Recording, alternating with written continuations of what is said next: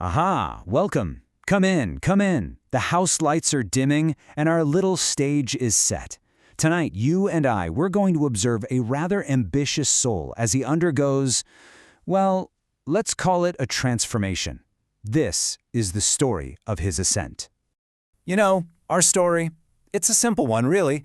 It's just a little tale about a wanderer who got, let's say, tired of the common chorus and decided that he was going to write his own song. A dangerous proposition, as you're about to find out. Because the dragon is always hungry. All right, so our play begins. Act 1, A World Without Gods. The curtain rises on a scene that, well, it might feel a little familiar to you. A world just shivering in the twilight of its own old certainties. So picture this. The roof of that old temple has caved in. It's gone. And the people, well, they're left spiritually starving, just drifting without a compass. So what do? They huddle together for warmth, right? But they're huddling around these glowing embers of false idols, these collectivist fires that promise safety, but only if they're willing to offer up their own faces as kindling. But then there's our protagonist, our little seeker.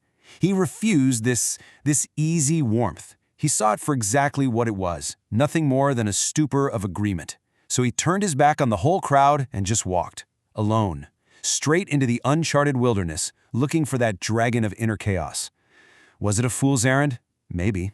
Or maybe it was the only errand worth taking. And that brings us to Act 2, The Golden Mask's Deceit. This is where our wanderer puts on his finest costume.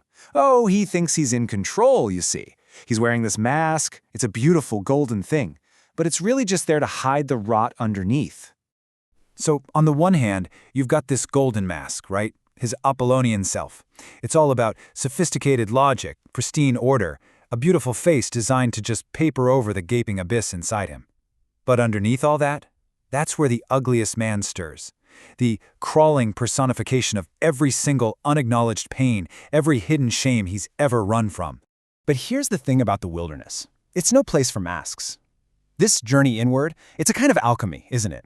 A traumatic descent that just burns away everything false. And so, as he walked deeper, the first hairline fractures started to appear in that perfect gold. Act 3, Whispers in the Wilderness. Now this is my favorite part of any tragedy. It's where our so-called hero gets to meet the ghosts of all those who tried to walk this path before him and failed. Oh, spectacularly. Believe me, the wilderness is just littered with them, all whispering their sad, cautionary tales. So first up, he sees the pale criminal. What a fascinating specimen. Here's a man who had the guts to shatter the old laws, to actually commit the crime. But then he had absolutely no strength to create a new law from it. He just couldn't own his own decision. He couldn't say that holy yeah to himself. He couldn't own the scarlet fruit of what he'd done. And so what happened? He just stood there, completely frozen, like a spectator at his own life, crushed by the cold, clinical gaze of his own judgment. Truly miserable state to be in. And then he stumbles across the unbecoming ones. Now, these are wispy spirits who tried to find escape by despising the very ground they walked on. They sacrificed all their vitality because they treated their own bodies like a curse. To them, the body was a cage or a muddy river, something to be overcome and just abandoned. But in doing that, they just exhausted themselves. They became nothing more than fragmented whispers, ghosts haunting their own flesh. A shame, really. They forgot where the real power resides.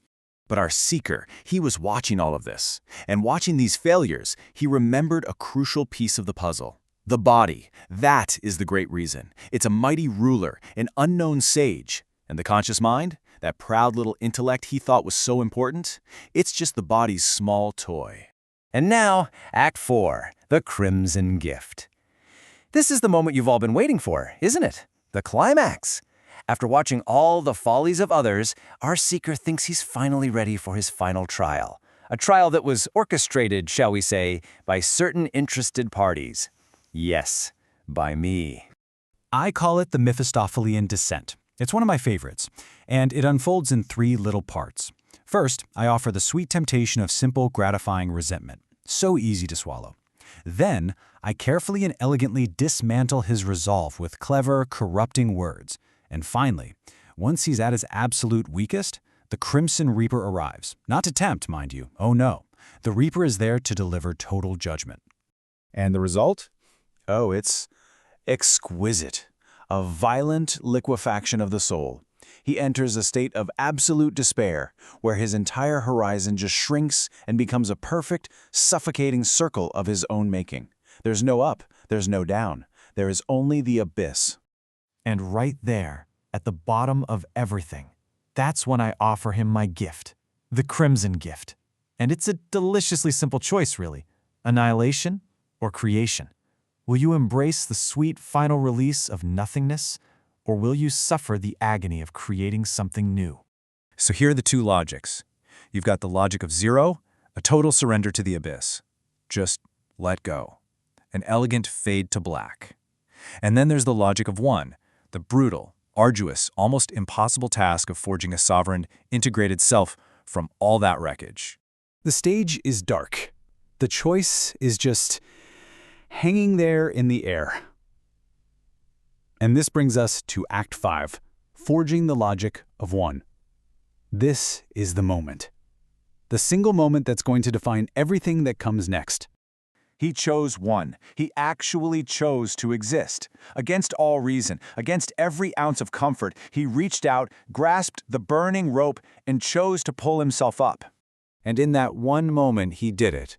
He performed the mystical marriage. He actually invited the ugliest man, his own shadow, to dance.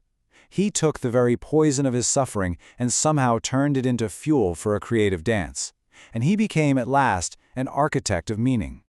And so, the curtain begins to fall. Act 6, The Architect of Silence, our epilogue. So what happens to a man who walks through the very fire that I prepared for him, and not only emerges but chooses to build something in the ashes? He reaches a state that very few people ever even comprehend. It's called amor fati, the love of one's fate. And this isn't just, oh no. It is a joyous, roaring yes to every single moment of his existence. The beautiful, the terrible, the triumph, and the pain. All of it. And here's the final, beautiful irony of it all. In the very same mud of the abyss where his perfect golden mask had shattered into a million pieces, a new life began to stir. Wild lilies started to bloom. He had become the absolute master of his own narrative. And so, the play is over. You may applaud now.